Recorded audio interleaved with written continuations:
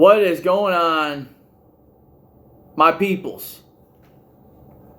It's your boy K-Mac back here for another Blitzburgh coverage podcast episode numero 12. It's alright, I don't know 12 in Espanol, aka Spanish numbering. Wow. Let's dive right in. Let's just dive right in to this game. I don't even know what to say. This was the most Pittsburgh-esque win, most Pittsburgh-esque thing. Just one of the most wild, weird wins I've honestly seen in a long time. A game in which we won 17-10. A game in which we were losing the entire game. A game in which we lost it. We won. Hold on. The Ravens lost the game more than we won it. A game that had a safety in it, a blocked punt. A game with 2 turnovers. And just an AFC North kind of game. So let's dive right in, man. First half, Ravens come out, touchdown drive. Just kind of ran the ball down our throats, couldn't really do a whole lot. The defense, Pittsburgh's defense, statistically speaking, is not good. They were like 30th overall, but we need splash plays, man. We make splash plays. And we made a shit ton of splash plays yesterday. My feelings heading up to this game, I was less than optimistic because we looked like complete garbage against Houston. So I had little to no confidence in this game. Though I still had in the back of my mind that we own Lamar Jackson. And that he's only beaten us once and as a starter in his career. So am I surprised by the result? No. But the way we got this win was fucking insane to me. Just so many ups and downs in this game, man. We were just hanging in by a thread. 3-10 at half. Pickett in the offense couldn't really do a whole lot. Just couldn't do really a whole lot. The first half it's at this point it's expected for me. I just know we're not going to do anything the first half.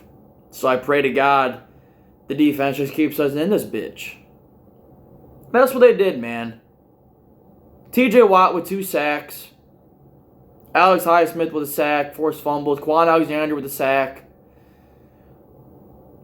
But man, the Ravens really kind of let us. They let us hang around this game. 7 drops. Nelson Aguilar, I don't know what you're expecting out of him. Odell Beckham was in there, out of the game, in there again.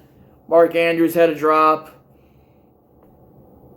Lamar, we pretty much held him in check. Only had 40 or 50 yards rushing. One of them was really just from a big play. So really after that, he kind of didn't really do shit on the ground.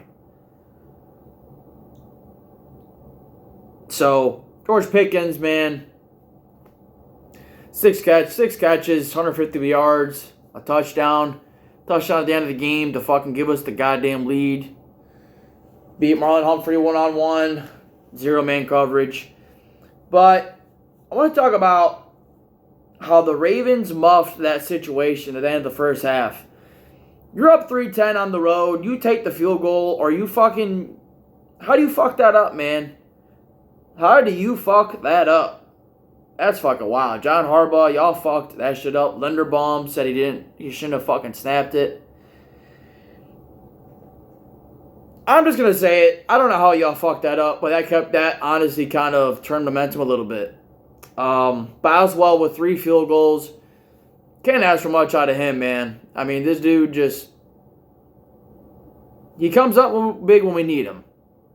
So, Bob's with 3 field goals. I mean, literally scored more than half our points. But, man, out of that first half, the defense really clamped up. Really clamped up. I mean, just no points allowed. A turnover. But yours truly, Joey Porter Jr., man. Let's talk about, there's so much to talk about in this game. I mean, there were so many moments in that game we needed to go right for us to win. And they did. I mean, we get a punt return. Gunnar Olszewski muffs the punt because fucking Connor Hayward knocks him the fuck out. They lose the ball. Luckily, we tackled the guy down. Gets the 3rd and goal, 2nd and goal. And the Ravens throw a fade route to Odell, and JPJ plays it perfect. Just plays it perfect, man. Just snatches that bitch out of the air. Presses him to the sideline. And that fucking saved the game. Because at that point, if the Ravens go up, man, it's a 2-score game with not a lot of time left. But when the Ravens were in their own end zone, and we're down 3-10. No, 3-8. 3-8. No, 3-10. My bad. 3-10. We blocked that punt. Almost get a fucking recovery touchdown. Tie this bitch up. But Miles Killebrew blocks that bitch. And we get a safety. And after that, man, momentum kind of just flipped our fucking way. It did. The offense finally got rolling a little bit. Jalen Warren made a lot of plays when we needed it. Out of the backfield or whether it was running the ground. He had about 40 yards rushing. Najee couldn't get really a whole lot going. That's kind of been the story of this season as far as that goes. But Pickens, man, has really stepped up in the absence of Deontay Johnson. I don't think that's being talked about enough. I mean, when you know that they're trying to stop you, and you know the defense is trying to key on you, and you still fucking come up big, you're that guy. George Pickens is fucking him. He is him. He stepped up big time for this offense, considering we were down. Not much of a running game. Pickett played okay. He looked better than yesterday, but still a lot of check downs. And down Freiermuth. No Deontay. And even Calvin Austin III got hurt during the game, which is why fucking Gunnar Olszewski's bitch ass was even in there. Brody Jones played a great game as well. I mean, the rookies played good yesterday. Keanu Benton finally saw a lot more snaps. Still, though, Montravius Adams saw more snaps. Don't understand that. We were down some guys yesterday, and the Ravens weren't. So health really, I don't want to hear about none of that. But at the end of the day, man, what can you say about this squad? Finding a way, resiliency, man. After everything just went to shit last week, to come out this week at home in front of a hostile fan base, because the Fire Canada chants were going yesterday. Because we're fucking sick and tired of it. And while we're on that topic, I still stand by what I said. I want that bitch gone. He needs to go. We didn't score a goddamn touchdown or get in the red zone until the fucking 3rd or 4th quarter. I don't want to hear it. He fucking sucks.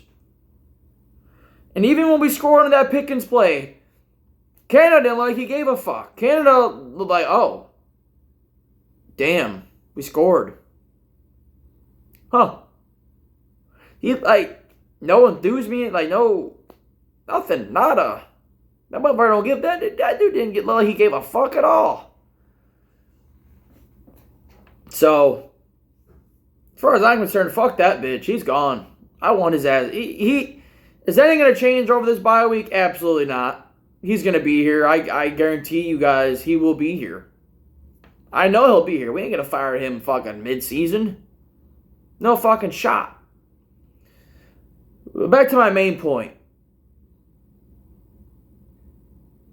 I mean, 3-2, first place in this division on a bye week.